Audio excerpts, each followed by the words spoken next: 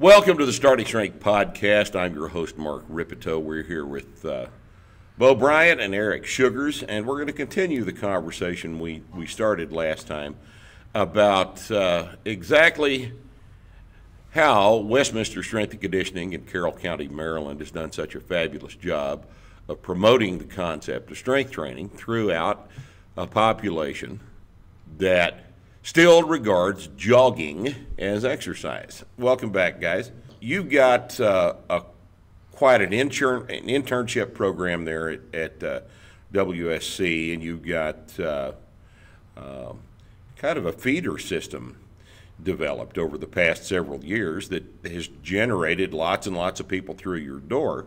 And I think part of that is due to the fact that you go outside your doors and shake the trees. How do you guys do this? So I think probably the biggest thing we have is when we opened up in 2010, I had just moved up here, so I didn't have a personal training client. I didn't know anybody in this town. So I was fresh out of the Starting Strength seminar, which I passed. That was the first 2010 class, I think, that got our Starting Strength certs and became coaches. How did you decide on Westminster? It was the most country place in Maryland where I could still shoot guns. It was Western Maryland. I didn't want to be anywhere near the city, and I had a job up in the Baltimore area, and I wasn't going to live that way, so I moved out towards the mountains. But so I had that. I came fresh out of that cert, and I opened up a garage door with 1,800 square feet with no clients. I didn't know anybody, and we had actually 3 or 4 people walk in that day. And I started right from day one with a Starting Strength model. I mean, the first person that walked in, we taught them how to squat. And I'm pretty convinced if you pass and become a Starting Strength coach and you apply it, the first person that you coach is going to be has never been coached like that before. Whether they were at another CrossFit gym or had another trainer, they realize right away that what you're doing is much different than everything else they've ever experienced. And then they come back for a couple sessions and they got stronger, and they tell everybody. So they will not stop talking about getting stronger for everybody around them. And so we started with those 1 or 2 people, and from there, it blew up. I think 1,800 square feet. We outgrew that in about a year, but we stayed another year and then moved into 6,000. So that's kind of how it was. And how our outreach works is I talk to everybody about it. Everybody that walks in my door. I've never really had anybody walk in our door just to see what was going on and missed an opportunity to convince them that strength training is what they need to do. So I think that first conversation we have with anybody, I think I can talk anybody into strength training. One of our best female lifters right now is a marathon runner, and she came in just to get a little stronger at marathon running, and I think that was maybe a few weeks to a month after her last marathon, and she's never ran one again. She never even got back on the road. She's now squats in the mid 300s at 158 pounds body weight. Wow. So I think it's, we have a pretty big passion in what we do. Eric and I both have been through the process, so I think that's huge. And with your methods for selecting coaches, that's one of the things that we look at. I mean, has this person been through the linear progress? Have they understood, done the program? And I think once that's happened and you demonstrate your ability to coach, I don't see how you can't convince anybody to strength train. Well, this is probably people coming to the seminar don't really appreciate how important a part of the preparation to pass the exam for the Starting Strength Coach credential. They don't understand how critically important it is that you have gone through the process yourself. One of the most accurate predictors of failing the exam, even if you can manage to coach the lifts on the platform, one of the most accurate predictors of failing the actual written exam is not having gone through the process of the novice period of adaptation yourself. Because I really don't think most people appreciate how critically important it is that your own experience with this process teaches you how to teach it. And both you guys are testaments to that fact. And That was the first thing Bo had me do. So I started my internship in May that year. Come February, March, he's like, "You're going to start now, so that by the time you're coaching, you will already have gone through it." Yeah. So so after we started blowing up, I realized I needed coaches, right? And at the time, there wasn't really a developmental. How was I going to find another starting strength coach? So kind of by accident, I'm not a very good business person. So kind of by accident, Eric asked me to be an intern, and I'm like, well, here's a perfect opportunity to hopefully, teach this kid how to coach these lifts to help me out. So that was, like I said, by accident. I just knew that he had to do it. He had to do the program because I understood that process. So we put him on a linear progression, and he got big and strong. And I don't know how much size you gained, but 40 pounds in 2.5, 3 months. So normal linear progression. Normal stuff. Normal linear progression that always, everywhere else in the world, will result in you're being accused of using steroids.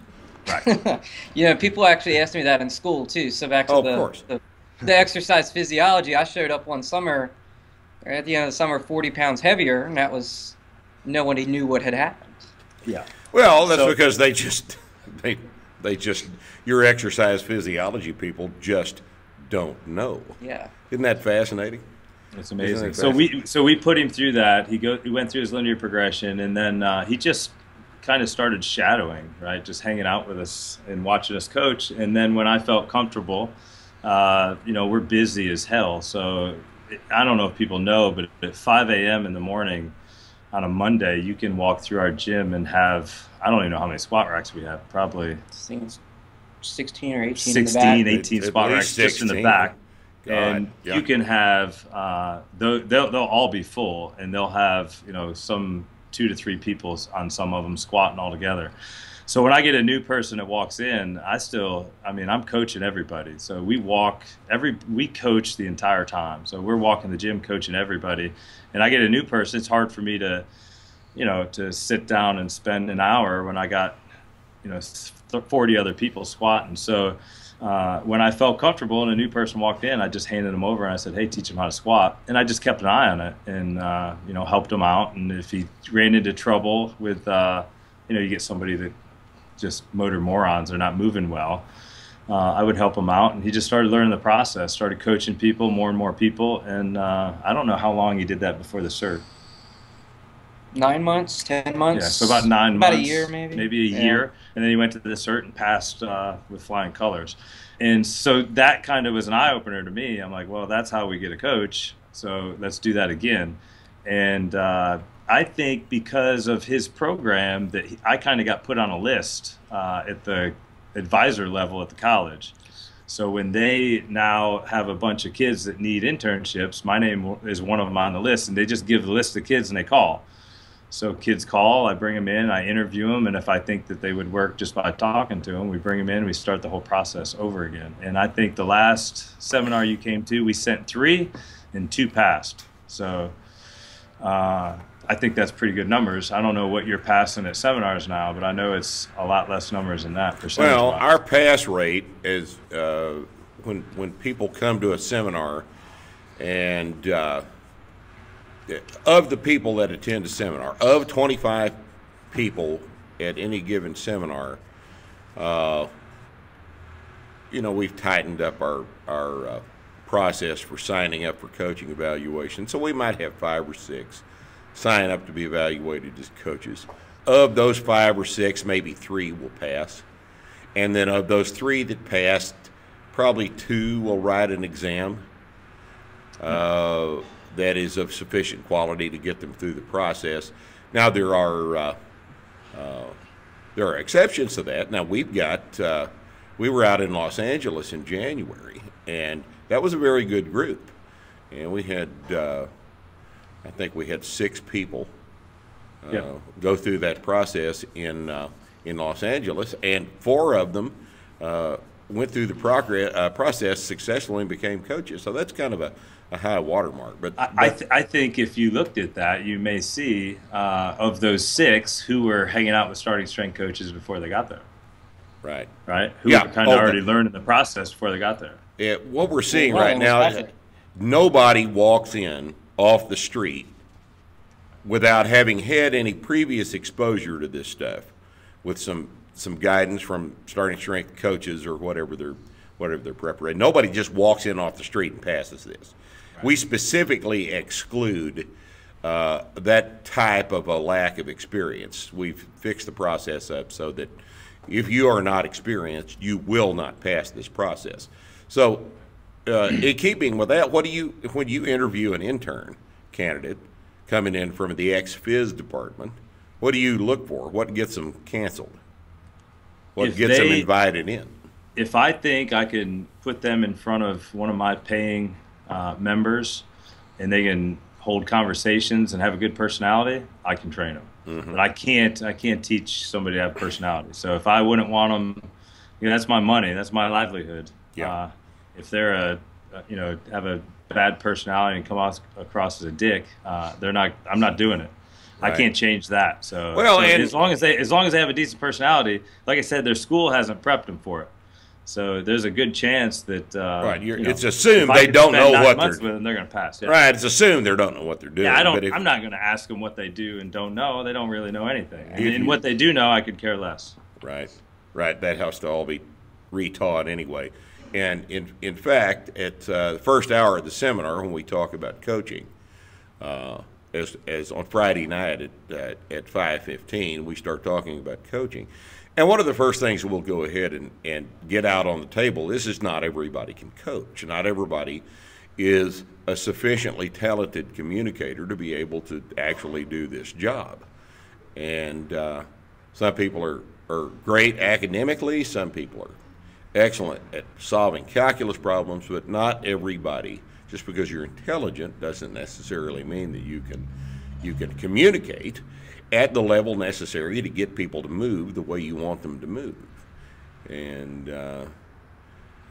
your process generates how many interns per semester, would you say? It comes and goes. Right now, I think we have two running around. I don't know. This is the first time we've had multiple ones. Yeah, this is the first time we've had more than one. Usually we just have one.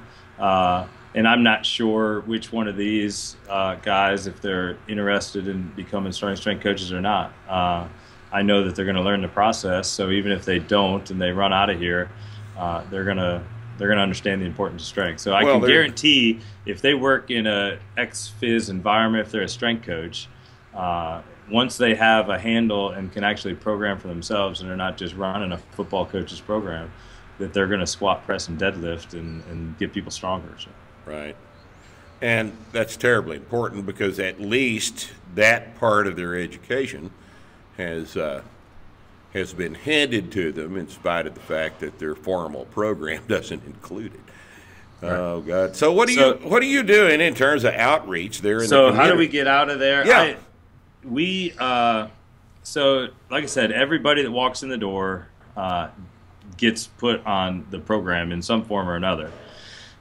And it works. So everybody that walks in our door is convinced, right? So this is not something that I have to convince them. The program will convince you. All I have to do is get you under the bar and squat, press, and deadlift. And within a week, 3 sessions of that, you're convinced.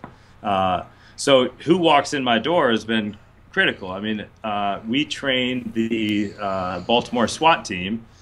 And how that came about was a guy walked in the door. He was undercover in Baltimore Police Department, and he was going to go to SWAT training. So he asked me to train him, and he came to train CrossFit. And we put him on his basic linear progression. I think he had like 9 or 10 months before he went, and he went from 185 pounds to probably 235 pounds, was squatting 500. we trimmed him down right before he left, probably 10 pounds or so. He's somewhere in the 230 range, I would guess, when he took off to SWAT school, and he was honor graduate. So we planted a starting strength convert in the police department. So he talks about it. At some point, he's in charge of training or in charge of PT. So that's what we do. We go down there and train those guys. The school system was the same way. We had the director of physical education walked in to do CrossFit, and we got her strong. Squats, presses, deadlifts. She's actually getting ready to do her first powerlifting meet, I think, this spring. But and had us start training teachers. So we do teacher in-services a couple hours every probably 6 months, and we bring them in, teach them how to squat, press, deadlift. We've done videos for them. They had a film crew come in and film us, and then they have it up on their website so teachers can actually, PE teachers can, they're getting ready to teach the squat, they can go in there and show the students the video that we filmed. They're actually talking about putting barcodes on the squat rack so that the kids can hit it with a phone and scan it and watch the video of the squat while they're there at the gym. So they can kind of learn that way, which is pretty cool. So school systems, we do the physical education every year. All the PE teachers get together in the state convention. We do that. We go and give them Eric did it this year for me. He went and gave a hour-long lecture and demonstration on starting strength. What else? Where else have we been? A couple counties. McDaniel College. Yeah. Angie now is so my wife, who also runs Westminster Strength. Another starting strength coach. No, the starting strength coach. She's now the nutrition professor at the local college, and there's probably she had to turn it down this time, but she'll be in the future coaching weight training. I'm pretty certain she already got offered it, but we just had a baby, so she kind of had to turn that down. But real soon, I'm guessing she'll be teaching starting strength at that college level. So I don't. Some of it's right place at the right time, but I don't really believe that. I believe that because you know, we've all been through the process, that it works. It's the only thing that comes out of my mouth. And when somebody new walks in my gym, that's what they're doing. No formal advertising either. Yeah, I don't really. So no TV or newspaper. No TV it's ads. all word of mouth. It's absolutely all word of mouth. I don't know of a starting strength gym in the country. Certainly, we have never gotten anything out of advertising that actually uses anything except the actual facts as advertising. Yeah, I mean, people walk through the door. They have friends. Friends watch what happens. Friends want some. They come in and get it. I think this industry is such a disaster that if you are a starting strength coach and you get one person to squat, press, and deadlift, and if they have spent any time in a commercial gym with a personal trainer or even a strength coach, even college athletes that are former college athletes, we train them, and they look at you like the entire life up to this point has been a lie. They can't believe what just happened. Yeah. It is. Yeah. You're absolutely right, Bo. This is we work in a tiny little corner of an extremely screwed up industry, and the only thing that keeps me from just going into real estate, I guess, is the fact that everybody that we have any dealings with in terms of our program gets better for it. And I mean, we've seen people's lives turn around. We've seen people with diabetes who don't have diabetes anymore. We've seen people who have been told they can't that now can. And over and over and over, just as is your experience. And it is nothing more than this simple application of this stress recovery adaptation model. And it's so mind-numbingly simple that complexity is just so much more romantic, you know. Right. Hey, when I first started, I'm like, man, that Rip is a grumpy bastard. And then, I mean, and now you know why. I'm only 6 years into it, and I've lost my patience. I get very upset. So this shit drives me crazy. Yeah. you'll start to go crazy. 40 years, I'm going to be crazy. Yeah. Well, 40 years, I was crazy. You know, instead of going out on the gym floor and dealing with people on a daily basis anymore, I get to talk to you and Eric, and it's so much more. It's just infinitely more satisfying to do that. Now, I will tell you this: I've got a guy that plays in our band. He's a great trombone player, older guy, about 69, and he's got the standard list of metabolic syndrome shit that modern medicine is handing him. You know, he's on about 4 different, he's all but taking insulin. We completed Wednesday night his 6th workout. And he has gone in 6 workouts. And in fact, he got sick in the middle of this, so he was laid off a week. In 6 workouts, he's gone from uncontrolled morning blood sugars to 89. Oh, you look at that. In 6 workouts. His doctor, of course, will not understand any aspect of this. Nope. And yeah, but it is interesting. He's all happy now, and you just kind of see that it's beginning to dawn on him that in fact he is in control. Right. And this is a very powerful thing to hand somebody.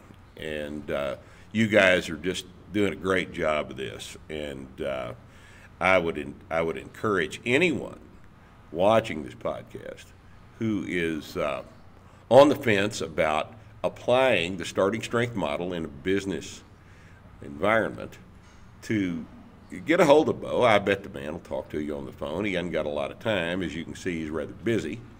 But I bet he'd talk to you, and I bet he'd offer some nice counsel about how to make this mind-numbingly simple model of stress recovery adaptation. You find out where the person is right now, and then you go up a little bit every time.